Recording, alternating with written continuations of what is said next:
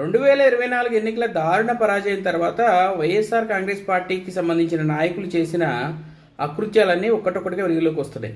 వాళ్ళు 2019-24 మధ్యలో అధికారంలో ఉన్నప్పుడు అధికార దుర్వినియోగం చేసిన అవినీతి పనులు కావచ్చు, లేదా ఇతర అక్రమాలు కావచ్చు, ఇవన్నీ కూడా వెలుగులోకి రావడంతో కేసులు ఫైల్ అవుతున్నాయి, విచారణ జరుగుతుంది, అరెస్టులు కూడా జరుగుతున్నాయి. అయితే దీనికి సంబంధించి వైఎస్ఆర్ కాంగ్రెస్ పార్టీ నాయకులు చెప్పేది ఏంటంటే ఇవన్నీ కూడా ప్రతీకార రాజకీయాలు తమిళనాడులో లాగా ఇక్కడ చేస్తున్నారని.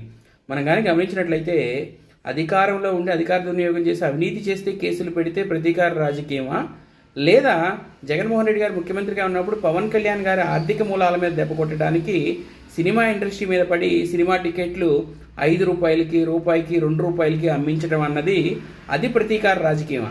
దీనికి సంబంధించి వైఎస్ఆర్ కాంగ్రెస్ పార్టీ నాయకులు సమాధానం చెప్పాల్సిన అవసరం ఉంది. ఎందుకంటే తప్పు చేసి తప్పించుకోవడానికి ప్రతీకార రాజకీయాలు అని చెప్తే నమ్మడానికి ప్రజలైతే సిద్ధంగా లేరు.